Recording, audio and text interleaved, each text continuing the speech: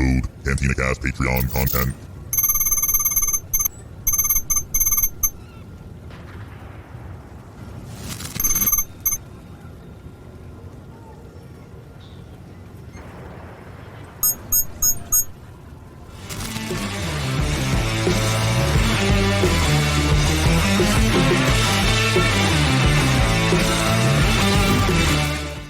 Well, hello, Patreon family, folks, friends, acquaintances, Jonesy and Lauren. How are y'all doing?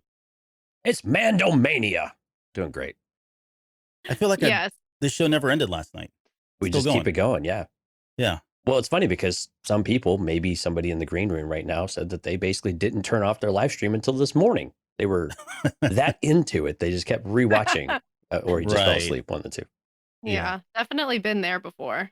Well, it's funny because after the show last night, there were still 11 people connected, and I thought everybody's asleep. And Lauren's probably one of them. So I was one of them. Were I ya? woke up like 10 That's- minute after it ended. I'm supposed to and I admit was that.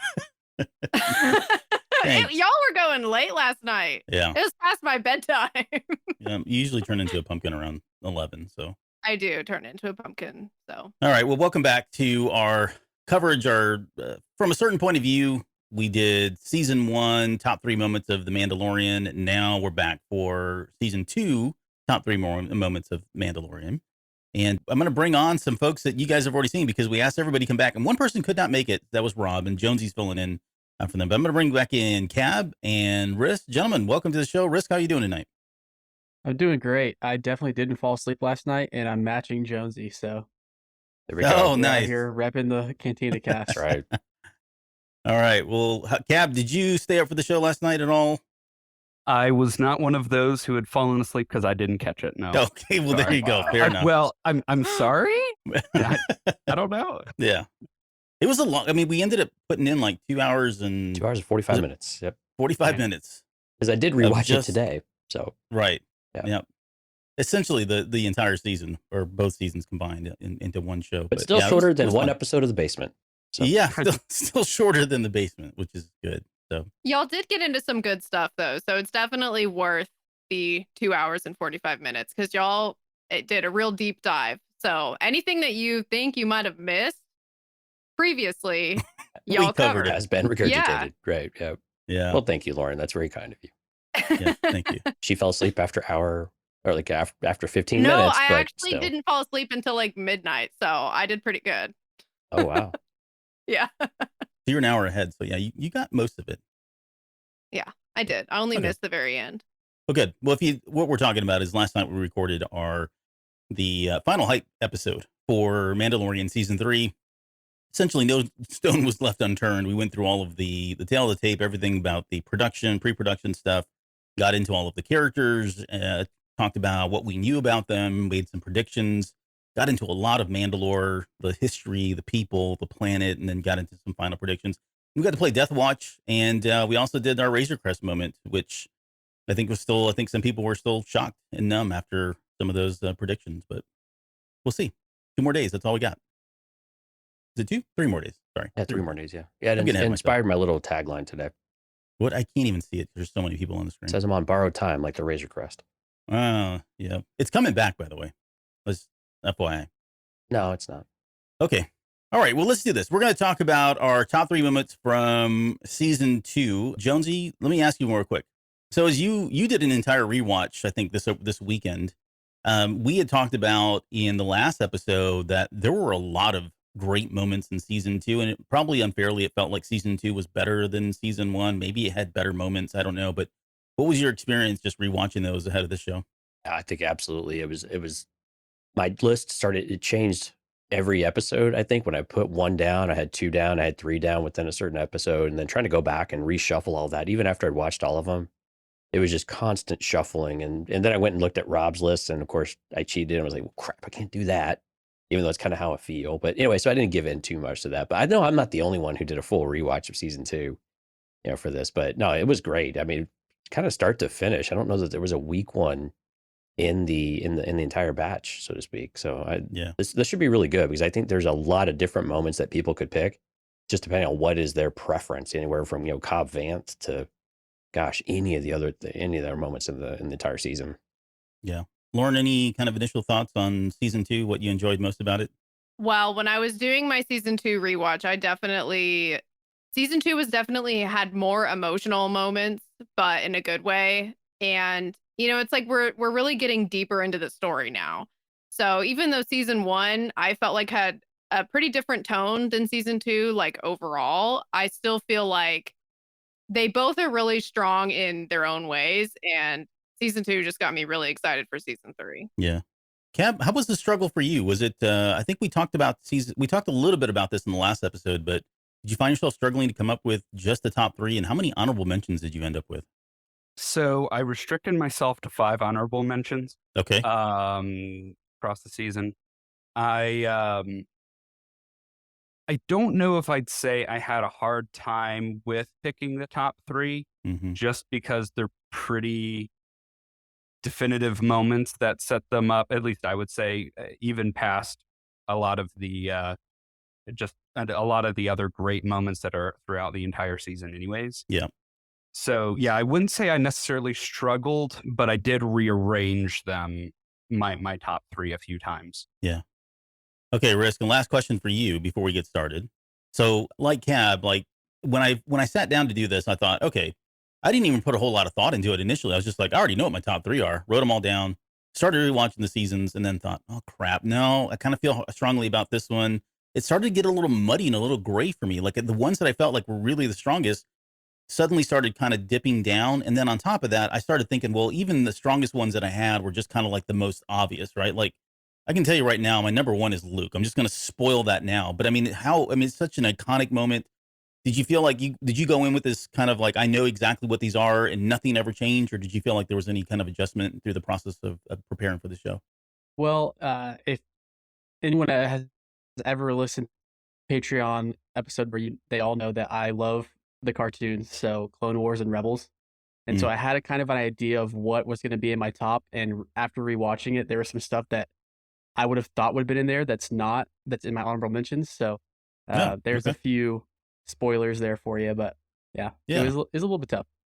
You're growing, man. We're all growing here. Well, I'm going to give you I'll give you my own spoiler, Albert. Oh no. Luke ended up not being in my top 3. Oh, wow. Really? Yeah. And there were a couple reasons why.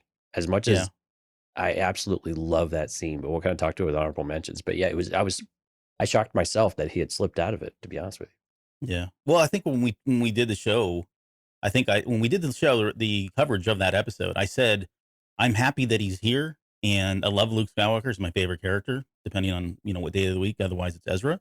But I still thought like I really wanted somebody else. Like I didn't want Luke there. He's there and I love it. And we'll talk about that here a little bit later, but I don't know if that's kind of where you're coming from, but that's where I was. So yeah, we'll get into it. Yeah. But it was interesting that I shocked myself actually when I thought about it more in totality. It was crazy. Yeah. Well, you're kind of crazy too. So that's true. Okay. So let's talk about let's get to our number 3 moment, and we'll start with Rob. So Rob couldn't make it tonight. He's got some work stuff that's been changing for him. So Rob, sorry, we missed your brother. Sorry you couldn't be here tonight. We got second best, which is Jonesy. Jonesy's here to cover Rob's. Why don't you start with his number 3, and then maybe if you want to wax. Did he give any notes or anything? Otherwise, you can just make it up and say whatever. Yeah, I'll just read what he wrote. Actually, he did give a little bit of explanation. So his was chapter 16, the rescue. This was Mando and Boba Fett meet Bo and Casca at the diner. So he says the scene ties together all 3 quote unquote Mandalorian personalities for the first time, and their interactions together were excellent. I might add the planet setting was very Star Wars. So I think it was that Trask that they were on. Yeah, that's a great one. I don't have that in my honorable mentions. Did anybody else have that one? No, I didn't either. Well, I mean, you're right though, because the scene is really cool because it's that barbing too between like Boba Fett and the lineage of the clones and what that means to Bo-Katan, what that means to Casca, and how they want to argue with one another. And it is a fun scene. And what I always found amusing about it, and this is why I didn't make my honorable mentions or anything, was like Bo-Katan's like total flip flop of "you're a clone, you mean nothing," and then say if we would have shown this spine to the Empire, we would have never been overthrown or kicked out of our planet or demolished or whatever. So it was a little bit of an uneven type of scene, but I really do like that first moment where we get Boba and them. So I think that's a good one. That's a good top 3, Rob. Yeah. Okay, Jonesy, give us your your number 3. Oh wow, I'm gonna have to talk a lot tonight, aren't I? Okay, so my top 3 or my number 3 is is the same episode. So this is the heiress, but it's pretty much everything in this episode. Oh, come on. I absolutely The love whole episode? Well, no, there were a couple things in particular. I think one, the Night Owls in general, especially when they land on the boat and they're trying to save Mando and trying to save Grogu, and just the way they're working together is the first time we really seen them in action, of course, live. And but one thing in particular about this episode that stood out in particular was the music. It had that really kind of heavy metal guitar. Yeah, but also that digital aspect of it, you know, kind of a digitized and synthesized type of aspect to it, especially when the ship is taking off, the light cruiser. And it was just so different for Star Wars. It was just so, it just captured my imagination. It just captured like what could be different about these episodes. And for me, it was that memorable that I would slip it in there in my top 3. But the heiress in general, that episode might be my favorite episode start to finish for the entire season. I love that one a lot. Wow. Okay. All right, Lauren, we'll go to you next. What is your number 3 moment? So my number 3, it's honestly really Mayfeld's whole character arc in episode 7 / chapter 15. The Believer. Yes, thank you. The way that I mean, because if you think back on season 1, that whole episode with him in season 1 is so stressful that when I do a rewatch, I don't really pay as much attention to that episode because I find it so distressing to watch. Was it the tone, the darkness, and stalking and all that's everything that's going on there? I think it's just because that whole crew of people, they're just so like scary. I really think that they just kind of freak me out, and him being one of them. But by the end of this episode in season 2, I found myself really rooting for him.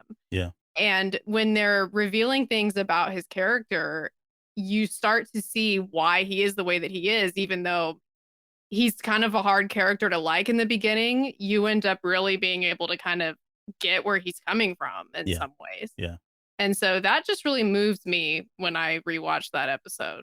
Yeah. No, he comes out a totally different person, and we didn't get a chance to talk about him last night for season 3, but I don't know, thumbs up, thumbs down. Do you think we'll see a Mayfeld cameo in season 3?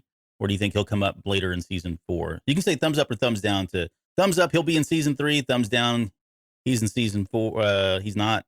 Lauren was quick about it. She said no. Jonesy says no. All right, everybody says no. I hope I'm going to go yes. Yeah. I hope he shows up.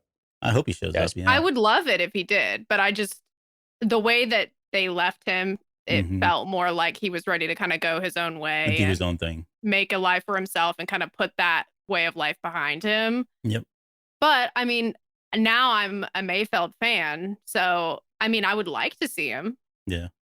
Same. It's something that we run into a lot with a lot of the tangential Star Wars characters, where we just really see their character growth through whatever events they're going through. And when they have a completed arc, we've finally been invested in them.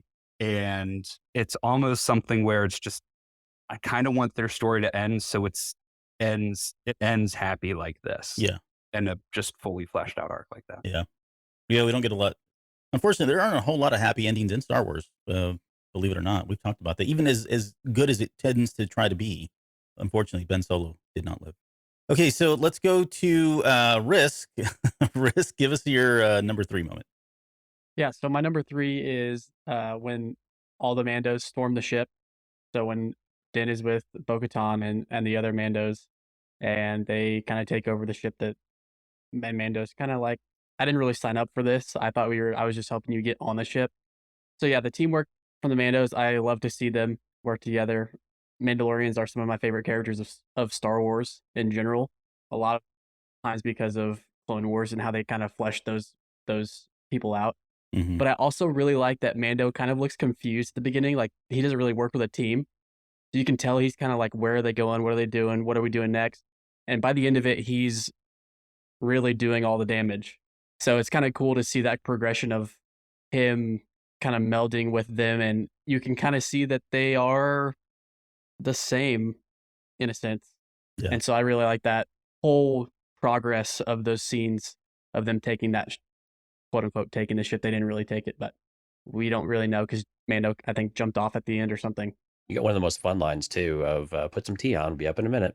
Oh, right. From what's her name? Yeah, Bo-Katan. Bo-Katan. Yeah, when you started talking about that, I was going to ask you if you caught that he felt probably out of character, out of place with them, but you're right. As it kind of moved on, he started kind of falling into place with them. We'll see how that turns out in season 3 as well. I mean, maybe we'll see some of that happening there, especially since he's going to be with lots of different other clans and that group. But yeah, they did operate as a pretty well-oiled machine in that particular scene. So yeah, what's your number 3? So mine would be Boba tearing apart stormtroopers Yeah. and how unhinged he gets Mm-hmm. with the gaffy stick, and it's what we've wanted from live action Boba for forever. Say what you will about Book of Boba Fett, but I think that really helped reintegrate him into Star Wars in just a magnificent way. Yeah, for sure. I will go ahead and just tell you that's my number 2. So I'll comment on that here in just a second. My number 3 is Vernon Khan. So this is the speech that Mayfeld gives in The Believer. So my little tag tonight is The Believer. I almost had this as my number 2 at one point, and I did kind of shuffle it down. But that, first off, what's the actor? Bill Burr. Bill Burr, yeah. Like, I didn't really think he was great in that first episode in season 1. And from what I had seen going into that, when he was cast and we knew he was coming on, there were a lot of people who were like, this guy's a stand-up comedian. I've watched a stand-up comedy. It's actually pretty funny, although very offensive for some folks. I get it. But it's actually really good. But I didn't think he could act his way out of a paper sack, honestly. Especially, and then when I saw him in that first episode, season 1, I was like, okay, he was okay, but he really wasn't anything fantastic. But this scene, when he's sitting there talking, like, I don't know what got into him. I don't know if he had a moment, like, like some actors just do or comedians or people that transition over to acting, they kind of have this one moment, and it's from there, everything just gets suddenly better. But he was so into that character, and it was so tense between him and the officer, and you could see it on his face. And just, I love the way the tension, it was just like a pressure cooker, constantly rising, building pressure more and more throughout that scene until finally bursts and shoots the guy. And of course, we get the chaos that erupts from that point. But the fact that the emotional weight of that episode, that particular scene, his acting, I have to say, was pretty phenomenal, all things considered. And then just, name dropping Operation Cinder, right? We know that where that's coming from. And this is like a deep cut kind of thing. So I just really enjoyed that particular scene. And on top of that, I should say also, like, if you look at Pedro Pascal's face, he's doing so much with his face and not saying a word because he's really uncomfortable. The fact that, one, he has his mask off, right? 2, he's trying to portray, an Imperial officer or Imperial. And then 3, he knows where this is going. Like, he's trying to stop this. He's trying to temper it before it gets out of hand. But he does an amazing job of saying nothing, but saying everything with his facial expressions and just how uncomfortable he is in that series. So it's got a lot of things that really just kind of build that suspense and that tension going for it. So yeah, Pedro Pascal's performance is a lot. I feel like it's me whenever you start going on a tangent, and I'm just like, no, don't do it. Don't do it. You know it's coming. You know it's coming, but you can't stop it. Yeah. And you're just paralyzed with fear because you don't know what's going to happen next. Yeah. And furthermore, no, okay. So that's those are our number 3s. So what's crazy? Right. So what's crazy is that, of course, I can see Rob's list, and I can see my list, and from what we have a lot of crossover already with what's going to be in the top 3. So this is kind of interesting. I wasn't expecting as much, I guess, just homogenous of choices here already. So really, yeah. Okay. So I'm really that's what to see good. how number 2 goes around. All right, Lauren, well, you're up. What's your number 2 moment? Okay, number 2 is Luke just mowing down the Dark Troopers. I mean, it was just exciting. Like, it was kind of, okay, personally, I was excited that I was wanting it to be Luke. So when he like gets out of the X-Wing and you see the green lightsaber and the all black outfit, and it's just like chills. And then seeing him just cut down those Dark Troopers that in the scene before, it was just demonstrated to us how difficult these things are to overcome. Right. But the way that he's going through them is like, it's nothing. Yeah. And so it was just powerful to see him in his full abilities, like at his like maximum potential. So that was just really exciting. Yeah. Yeah, we did get to see a very small glimpse of, like, he didn't even seem bothered. Like, it didn't phase him. I mean, they might as well have been made of like tinfoil and paper mache because the way he was just going through them, right? So, I mean, this is a Luke Skywalker in his prime. This really wasn't anything. I mean, it kind of speaks to, I mean, this is what we were talking about last night. It's like, he's so powerful that he's a game changer, and you got to be really careful about where you put him in storytelling right now, especially going into this, Filoni-verse, Mandoverse, whatever we're doing. You don't want to set him off because he comes in. He's a game changer. He's a legend. He's a legendary character, as he talks about in the Last Jedi. But yeah, I would agree. I mean, I have it number one. I'll give you my thoughts on it too, but I couldn't, agree more with everything you said. Okay, let's see. Risk. What is your number two? So number two for me is the conversation at the table with Din, Mayfeld, and Hess, I think is Hess, yeah. What we just talked about. Yeah. Yeah. Specifically after Mayfeld shoots Hess, and then the stormtrooper comes around the corner and they all are like, what do we do now? Right, yeah. That's my favorite part of that scene in general, because just the comedic fact of like everyone just like, okay, shoot him. Right, yeah, it's classic Star Wars to me. Yeah. Yeah, that's a good point. I forgot about that moment. It kind of, and it takes you, I mean, it doesn't take you out of it, but I mean, it's such a swing because it is, I mean, I don't know if it was supposed to be there for comedic purposes, but I thought it was. I mean, it's a very awkward situation, like what just happened. So, yeah, how about you? What's your number two? Going with the hallway fight. Okay. Yeah, it just at the very end, it's basically everything that Lauren said, and just how well filmed that scene is to show just the power of Luke, as you said, Albert, in his prime. Yeah. A little dangerous with the storytelling, and because then, exactly as you said, you have a whole new player in the field, and he's a powerful player to deal with. But yeah, just everything about that scene and how it's shot. So how about, I got a question for you then on going into that episode. Do you recall whether or not, were you anticipating, because we hopefully you were listening to the show at the time or listening to the episode. I know you were, but whether or not you listened to the episodes that we did, we were kind of speculating about who this person was. Like, we had an idea, someone was going to show up. They had already communed on the scene stone or whatever it was.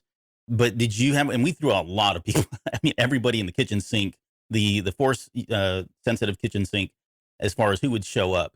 But did you have your kind of who you wanted to versus who you thought it was? Do you remember who that was at the time? Yeah. So I would say Luke was probably the most expected person to show up. However, I would say I was the slightest bit more hyped for it being someone like Mace. Mm-hmm. I know he was a... Look at Lauren. Look at the smile on Lauren's face. He's going. He's coming. Don't worry. He's coming. Just a personal favorite. I know a personal favorite of Dave's and Plo Koon. Plo Koon, yeah. That obviously wouldn't have had anywhere near the emotional impact for the vast majority of viewers. Right, yeah. And so, I mean, I can't write that off. That's because that's an important part of that scene. Mm-hmm. From a fandom standpoint, I guess Mason and Plo would probably be my two. Yeah, but what if these guys had shown up? I think. Yeah, exactly. What did Rob have there, Jonesy, for his number three? So Rob's at number three. Or two, sorry, number two. So his number two is from the Marshal. It's the introduction of Cobb Vanth, which brought him from the novel to live action. So he said there are so many expanded universe characters that deserve a spotlight. So he thought it was just the perfect choice. And I think hard to argue with it. I think seeing Cobb Vanth portrayed Tim the Oliphant, amazing job doing it, right? I mean, just an iconic character and just the swagger he brought to it. And the tension between him and Din Djarin with the armor, but also finding a way to work together, and then them working together later on was just a lot of fun. And seeing Boba Fett's armor and the story behind it started to give you a little bit of that feel for, what is the story behind the armor and Boba Fett, and starting to work him back into the whole saga, if you will, of this. So it was, so that's his number two, was the Marshal. How about you? What was yours? So my number two goes back on the Migs Mayfield love fest here. Bill Burr in The Believer was absolutely phenomenal. I much like what y'all said. His performance in the first one, in the first season, was just it was good, but it was an odd episode. It was weird to have a comedian so front and center again, and it just, the tone was just weird a little bit. But in this one, we're sitting there with Valen Hess and recounting Operation Cinder, having that brought into the live action canon, if you will, from the video games and from other aspects. It was just really cool to have all of that there. But man, just the emotional depth of it. And Albert, you had pointed out Din's reaction to some of these things, first time seeing his face, of course, but just the intensity and the acknowledgement that, the Mandalorian made this big sacrifice and that he was not as much trouble as he's given the Mando to over the years, I guess, and in these moments. It was really cool to be able to see him connect with him on a different level and have a certain amount of respect be passed between them as well.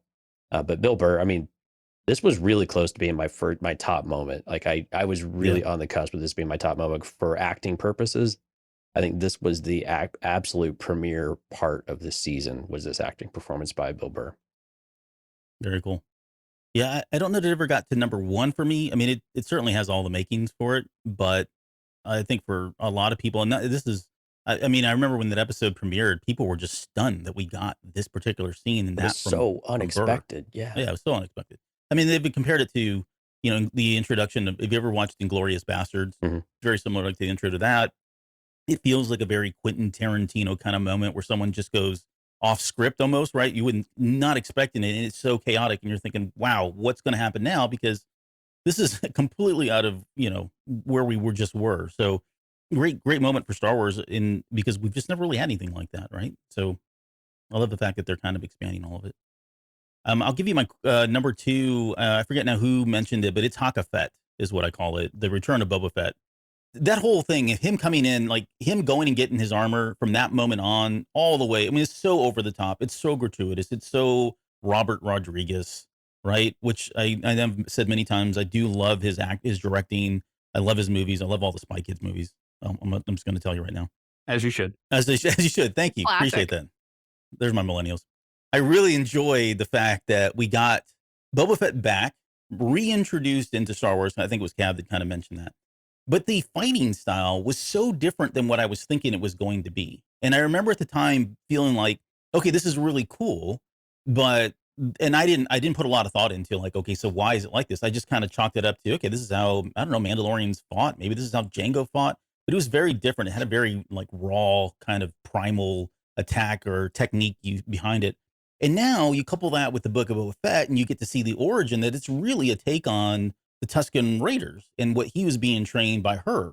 And so for me, just bridging those two things and kind of, not retconning, but going back and filling in the blanks as to why he fights the way he does melee combat, I thought it was just a great step, even though I thought the Book of Boba Fett's kind of weird and its placement and how it had Mando brought in, and maybe that'll all kind of play out here later down the road. But Boba Fett is a character that, if you grew up with the original trilogy, this was such a iconic character, such a mysterious character, and to get him reintroduced into Star Wars this many years later, and now have him, I think personally, I feel like he's such a deeper character than he ever was. Right? He did feel very shallow, maybe one dimensional at times because he was a bounty hunter, the best there was, that kind of thing, and that's cool and all.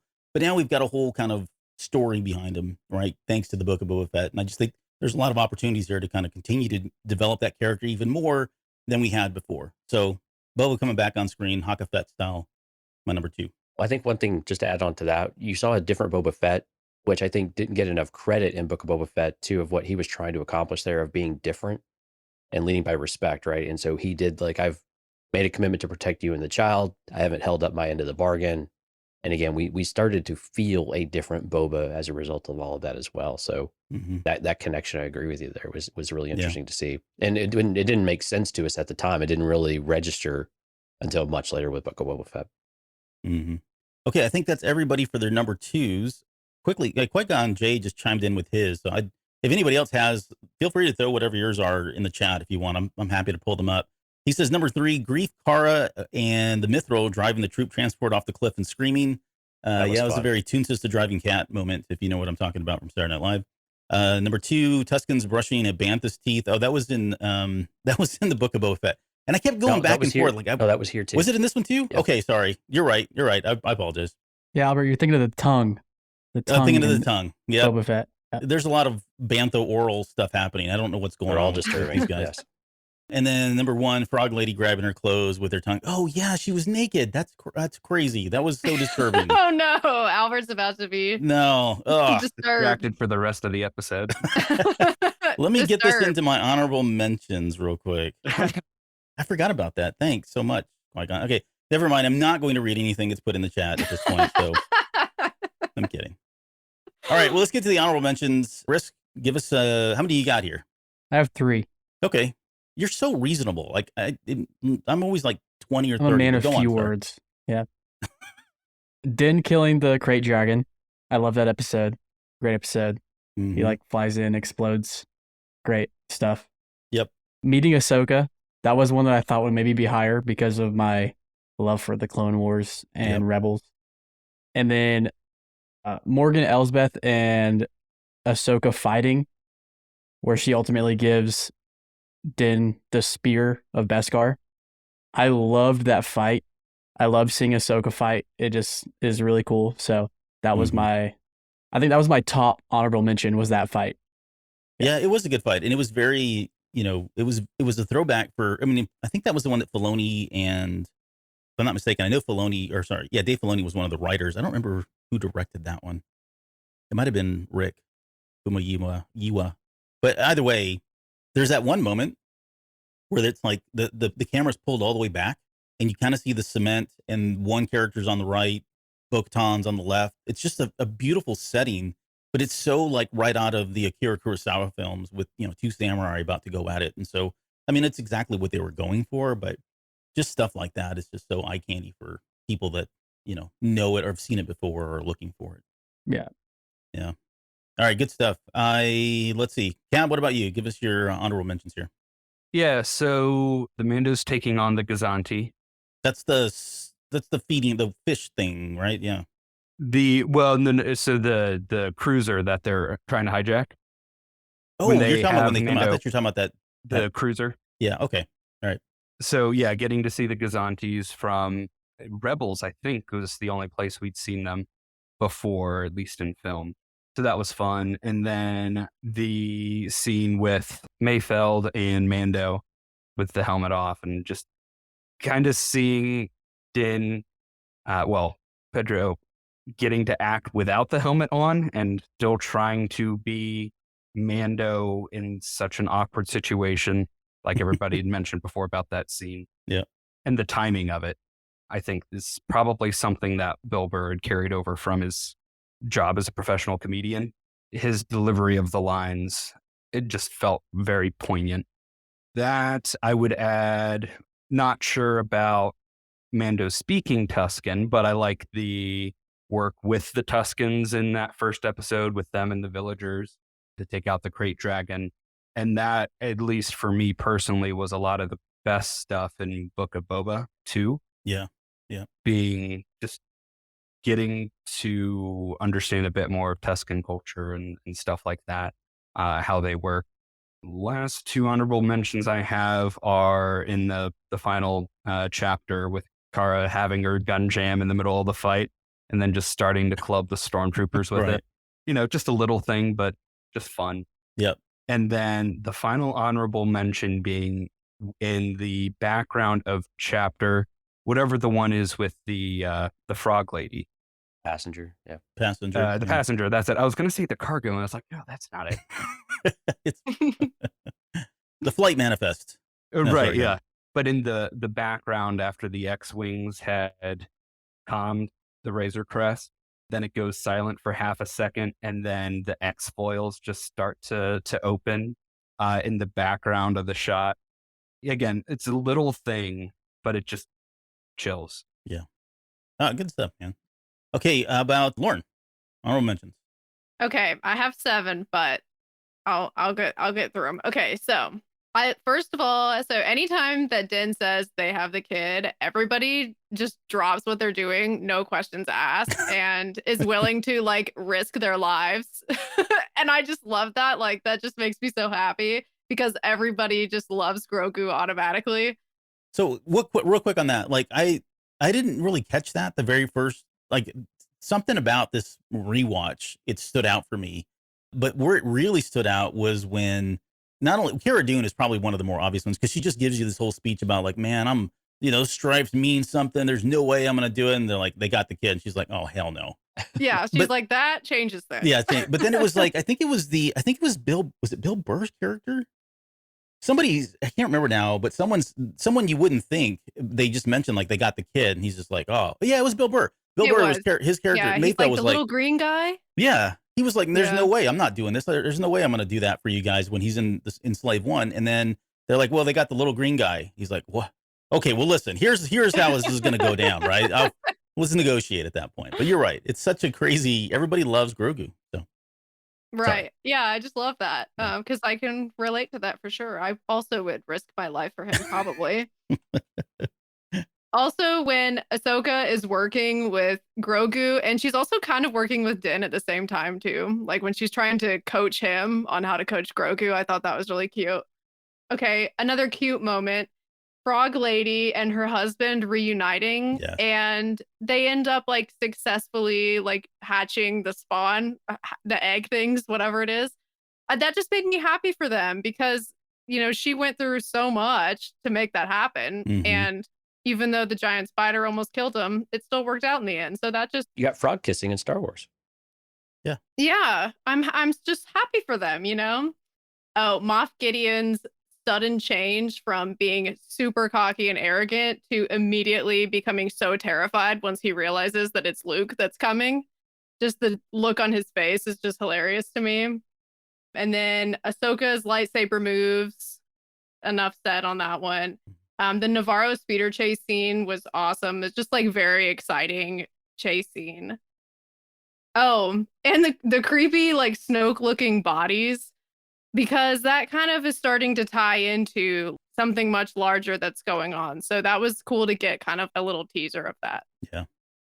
yeah, I was thinking about that last night when we were talking about all the cloning and that sort of thing, and how much of that we talked about last night. Of course, we talked about everything last night, but how much will we actually see in season 3? Given we expect to spend a pretty good amount of time on Mandalore. Are we going to break away from that? Are they going to run these stories in parallel? But there's got to be something there to that mythos. I think they're going to continue to tease out, but that is pretty haunting to see that they were doing it even way back then. Rob, aka Jonesy. All right, Rob has two. So one was from chapter 12, The Siege. So this is the canyon chase on the speeder bikes racing down the canyon walls. This is the Cara Dune episode. Just a lot of And fun. that one dude bites it. Yeah. Even with the speeder bike and dragging his foot, that was a lot of fun. And then chapter 9, the Marshal, the Tuscans riding into Freetown on their banthas. So he just liked the overall setting and the landscape, and the music, he said, was amazing. Which is kind of it's not exactly like what happened in the Aftermath series, but it's similar. Like there's a moment where they have a moment similar to that, which is kind of cool. But all right, what about you? Okay, I've got a handful here. So Cobb Vanth, hard not to have him on this list. It was really great to see him. It was really exciting. Like Lauren just said, the cloning takes in the Siege, and just being able to have that connection about what is going on in the greater galaxy. What are the things that we know that these characters don't? And to start to bring that into the story was really exciting. Like what you said earlier, Albert, Boba versus the Stormtroopers. What I really liked about this, though, in particular, was Boba's theme coming through, because it was just dun, music-wise. dun, dun, dun. It was just a lot of fun and just this energy and this march to it. And it just set the scene perfectly with just the brutality of what was going on. Yeah. And then I had a few. These are the three that well, I guess 3-ish that were right in and out of my top 3. I believe Risky might have said this before. So or maybe it's Cap, sorry. The X-Wings and the Razor Crest. My moment was more specifically the chase. It was just so much fun seeing X-Wings back in action and all of the tricks that Din was doing and all of that. And actually, push come to shove, and I know people hate this episode, The Passenger might be my favorite episode of the entire season, just because it was just so much fun. It was so different. I loved the aspect of the spiders and just the ice caves, the color grading and the cinematography of it all was just really, it was a situation. It's like, how the hell are they going to get out of this? And then for them to come back at the end was just really cool. And of course, they're total jerks on top of it all, like New Republic a-holes, you know what I mean? Yeah. But yeah, so that chase scene was really a lot of fun. A singular moment was in the Jedi. So Grogu's like his eyebrows and his facial expressions when he was told to take the stone. This is in the Jedi. Yeah, so Ahsoka tells him to take the stone, and then Din does as well. And you could just see the absolute fear. The way they made this puppet like crinkle his eyes and actually look scared was absolutely amazing to me, because you sense, like when Ahsoka says that she senses fear in him, like you actually see it in his face, that you want me to use the Force intentionally? That could get me killed, right? And so it just reinforced that, but just the way that they did that was just absolutely amazing. And then finally I had 3 moments from the rescue. And I'll just start with Luke Skywalker. I mean, even rewatching this, I still had tears in my eyes. I remember when I watched it, I think Stephanie and I were know watching you're crying because you told me. Yeah, and I like lifted my hands and just cheered, because it was just a moment we never thought we'd get. I mean, our generation never, on the pace that we've been for the last, 10, 15 years, we never thought we'd see Luke Skywalker in his prime, and doing what he did. And like Lauren said earlier, just completely obliterating these unstoppable troopers was just really powerful. The reason why it did not make my top 3, though, was actually the music. The music was less than inspiring for me. It took away from it a little bit, which is really kind of sad.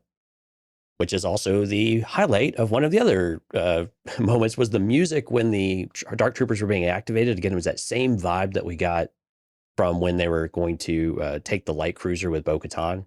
That kind of heavy metal, that thing surfaced again. It really fit the moment and just built a lot of tension. And then, of course, this one was really hard not to have in there, but Din Djarin revealing his face to Grogu and touching his face, kind of like Ben Solo. But at least Din Djarin had words for it though this time. So maybe Ben could take a lesson there if he could. But anyway, it was just a really sweet, touching moment that, Grogu touching the helmet, and then Din Djarin saying, "The hell with this," and just, taking his helmet off and sharing that moment with him, not knowing if he would ever see him again, even though making the promise they would. It was just really touching. It was really something that, again, we knew it was coming, but they still just did it so well that it's hard. It was really hard to leave that out of the top 3, but it was a really great moment. Yeah. I think, okay, so I'll give you my honorable mentions, and then we'll get to our number 1s. I've got, I think it's like 10 or 11 here, but most of these we've already talked about, honestly. There's only a couple in here that are new, so I'll try to make this quick. So in no particular order, Bo-Katan returns. Seeing her live action, Katie Sackhoff playing her, I mean, as a Rebels fan, I mean, what more could you want, right? Right. Cobb Vanth, same kind of thing. Timothy Oliphant showing up, a character being plucked right out of the novels for the first time, I think, and seeing him live action, and then just everything he brought to that character and continues to bring to that character. I mean, it's just amazing. Like, I can't wait to see him again. I think we will at some point. I'm with you guys all. I don't think we're going to see him in season 3, but I think his role in the larger galaxy is still to be determined. We'll still see more of him at some point. So excited about that. I had the daddy son moment there at the very end, where he's kind of touching his face and, he's tearing up and saying goodbye. And I really didn't know what to think at that point. It was such an emotional ending after, especially with Luke Skywalker having just, massacred all those Dark Troopers, but just the emotional weight of that particular scene and the way that episode ends, and not knowing, like, holy crap, we're going to have to wait 2 years to understand what the heck happened here. Thankfully we got Book of Boba Fett, and so that kind of tempered it a little bit there. TIE fighters to the rescue. So in that, what was it? What was the one with when they were on the planet with the Tyrodium? What the heck was it called? Rhydonium. The Rhydonium. Yeah, I'm trying to think of the name of the episode now. I didn't write it down. Oh, that was the oh crap. The Believer. The It was Believer. Yeah, the Believer. Yeah. So in the Believer, when everything got super tense, Mando's given everything he can to ward off these pirates that are kind of trying to take the elements or whatever. And then suddenly they all light up their thermal detonators. There's like 4 skiffs.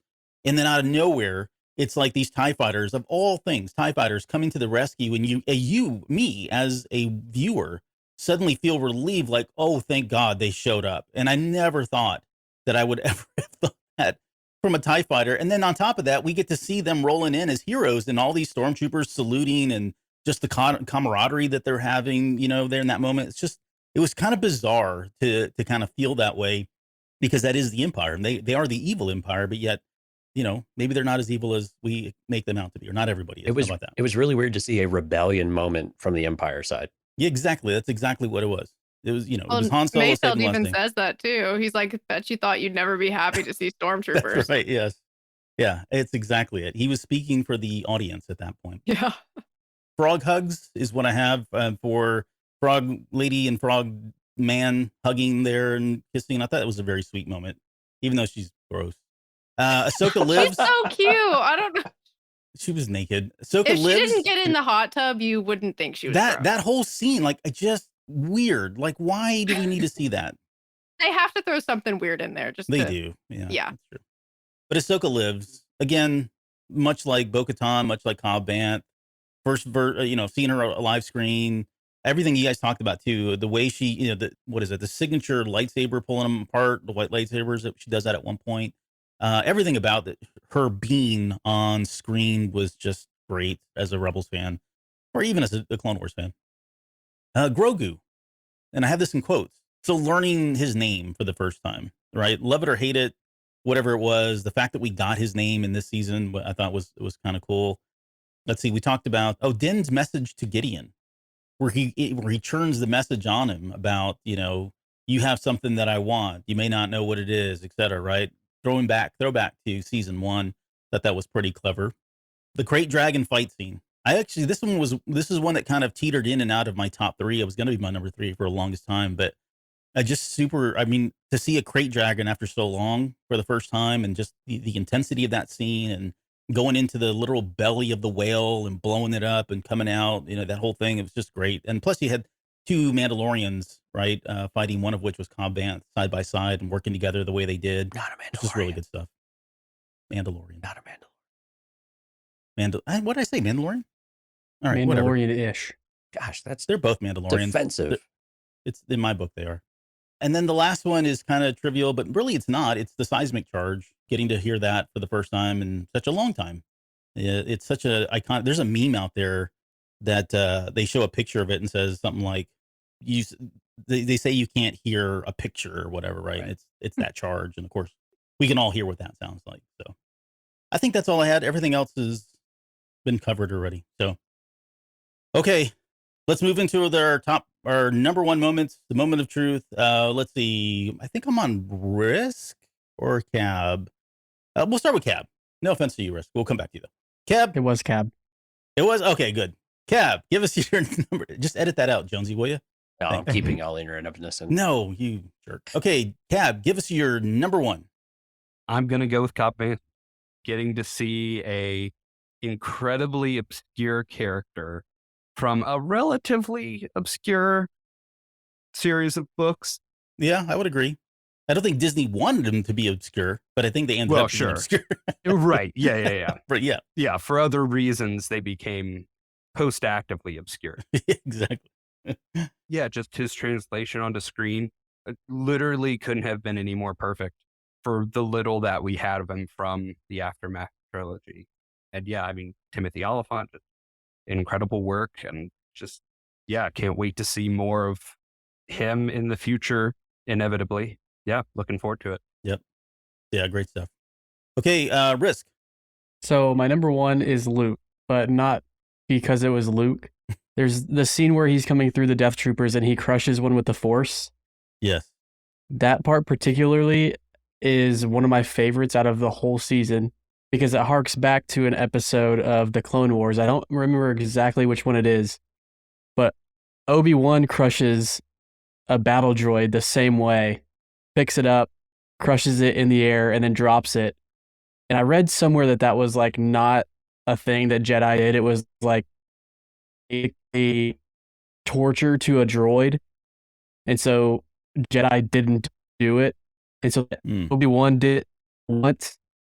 And then Luke did it in this episode, was just awesome to me because, like everyone knows, I love Clone Wars and I love Rebels and I love the animated stuff. And to see something in real life that was animated, it was almost the same moment as when I saw Bo-Katan and I was like, how did they get her to look just like the cartoon? That's impossible, but they did it. Same thing. So it was a really cool moment for me just to see that Death Trooper just like a squished can, basically. Yeah. I don't know if you heard Jonesy, but he said you like droid torture. So I don't know if he was comparing you to. I do. Okay, so you're basically, was it EV-99 or EV9 from Return of the Jedi? Yeah. Okay. Well, no. So that At least I you're had- honest. Yeah, at least you're honest, right? I had no way. I didn't realize. I can't remember that. I need to go back and watch that. I didn't catch that if that was something that was done in Clone Wars or from Kenobi. But we've always talked about Luke Skywalker being kind of, he's more like the Ahsokas maybe, or the term Gray Jedi is thrown out there, which I don't really buy into. But someone who tends to flirt on the dark side. He touched the dark side at one point. In my head, at least, I think there's probably going to be instances in the future storytelling of Luke Skywalker where we see him go a little bit dark, and maybe this all kind of helps to build up to that moment in The Last Jedi where he had that lapse in judgment and almost kills Ben Solo, right? But I think he's always had this flirtation with it, and he's able to kind of balance it in the end, which makes him super powerful, of course. But to your point, this could have been one of those moments where he did something that typically a Jedi wouldn't do, right? I don't know if crushing that seems more of a Sith kind of thing, just from what we've seen in Legends and that sort of thing. But yeah, of all people, being at Luke kind of makes sense. I can totally get on board with that. Luke definitely killed Ben Solo's voice in that moment. Yeah. Never heard from him Man, again. you are just in fine form tonight, sir. Congratulations. Yeah, you're welcome. Been practicing all day. I bet you've been waiting all day for this moment. Okay, Lauren. Well, actually, no, Rob. Or Jonesy, whatever your name is. Rob, give us your number one. Hey, you. So his was chapter 15, The Believer Drinks with Val and Hess. So again, this is Miggs Mayfield getting a lot of love here. So again, we tie in the expanded universe with the toast of Operation Cinder. But my mention for the scene is for Bill Burr's acting as Miggs Mayfield. He stole the scene, in my opinion, and we see another seismic charge during the escape. He's got all the bases covered in that one. Is that the most, so of all of us, is the Miggs so. Mayfield moment like the most referenced thing, I think, for all of us? Pretty Like, sure I think it is. made it. I think Yeah. it made Everyone's everybody's top like three, top yeah. 10, top 3, or at least in the honorable mentions. Oh, sorry, because you didn't put in your top 3. Yeah, it was my number 3. Oh, was it? Okay, my memory's horrible. Mine was honorable. All right, well, Oh, Cab, yeah. you're not invited back. I'm sorry. Yeah, let me take my right now. You Cap, thanks for voted- being here. We'll see you next time. Voted off the island. Okay, so before we get to you, Jonesy, Lauren, you're number one.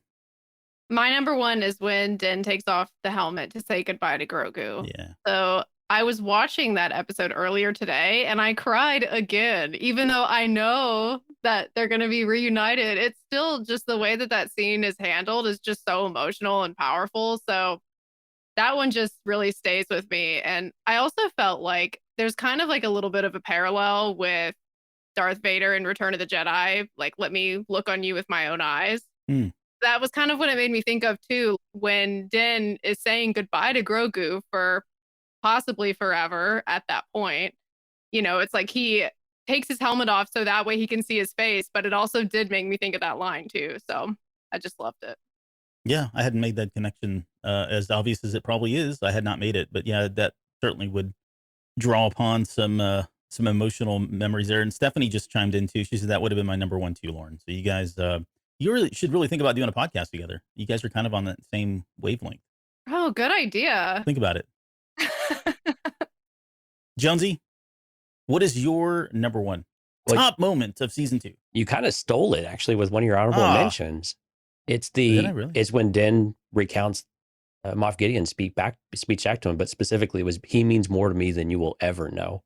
Yeah. And I had completely forgotten about this scene. This is at the very end of Believer, all of this great stuff we've had with Miggs and all this other stuff. And then we get this moment where he just tells Gideon, I'm coming for you and you have what is mine. And I will go to the ends of the earth and you have no idea what I will do for him. And so it was just an amazingly powerful scene. And again, that you can just see Gideon bereft. He just doesn't know what to do.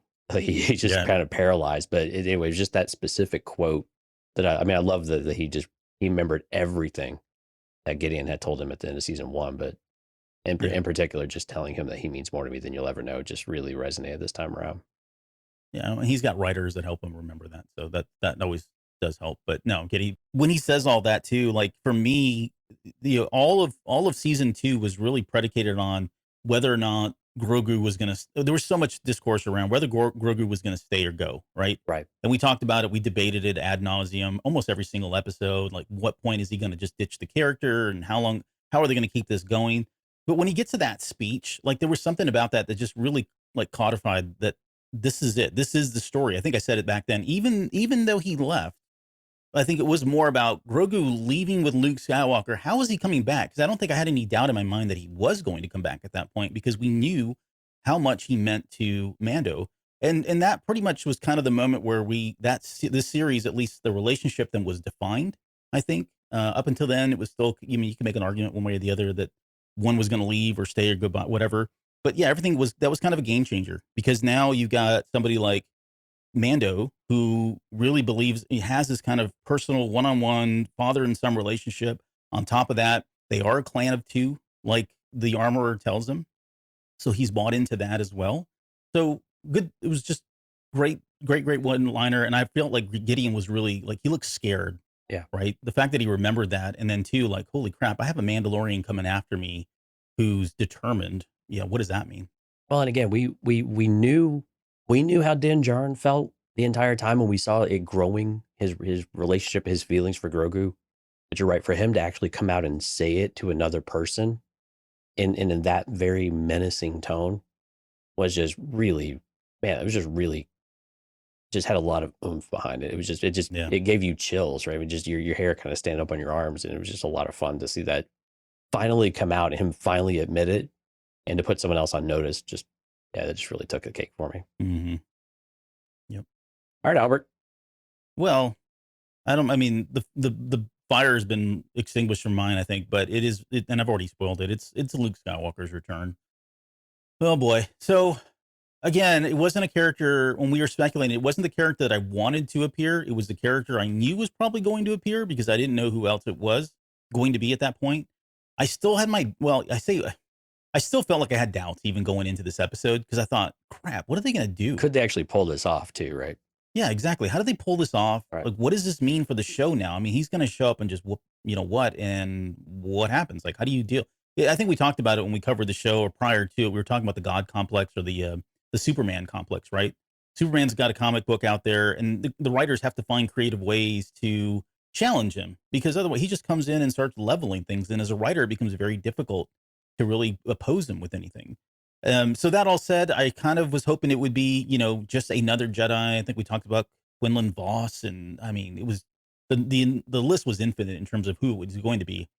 But when that moment actually happened, it was very inspirational, because, to your point, what you said earlier, it'd been so long since we had Luke Skywalker. We'd never seen him in his prime, not on live action, of course.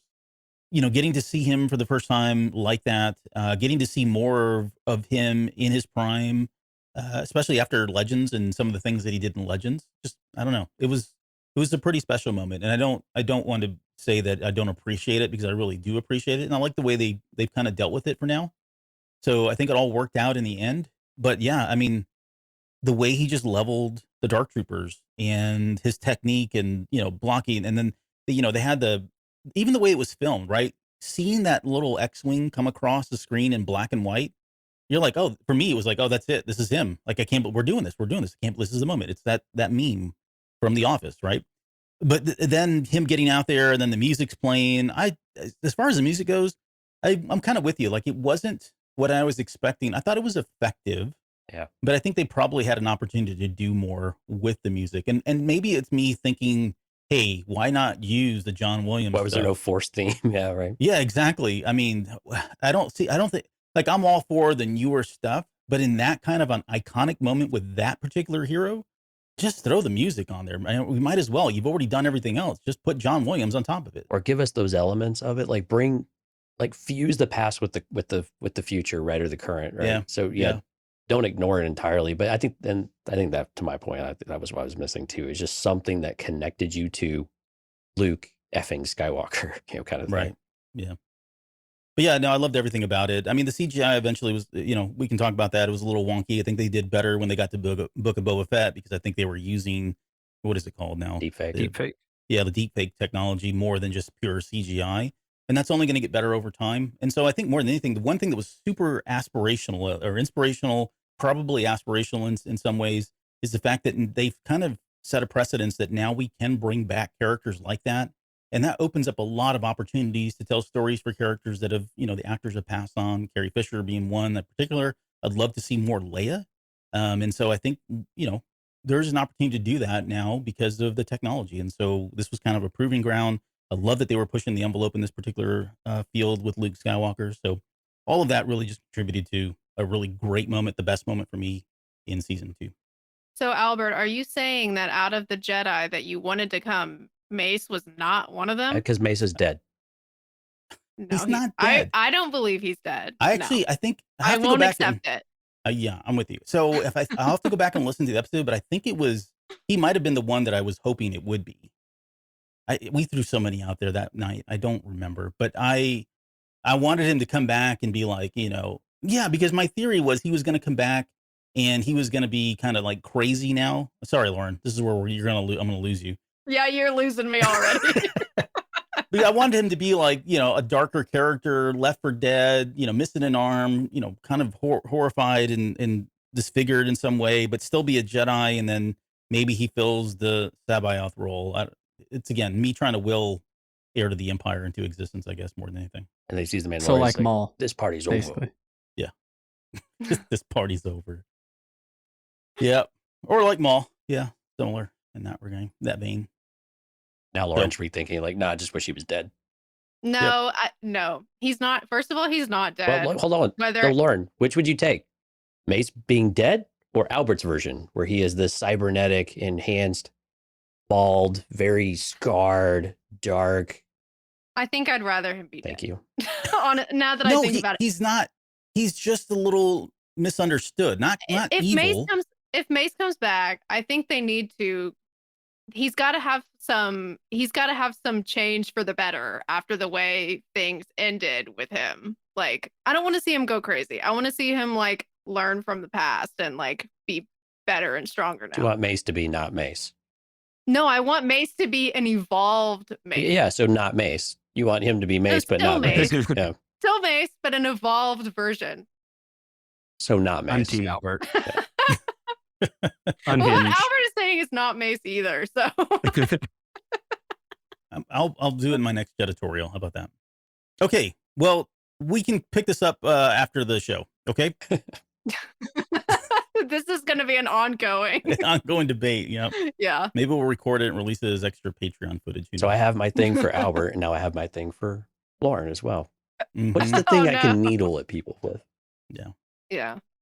Well, cool. Well, thank you guys, everybody that was on the panel tonight. Thank you guys for bringing your top 5. Thanks, Rob, for sending them in so I could hopefully do them justice for you here.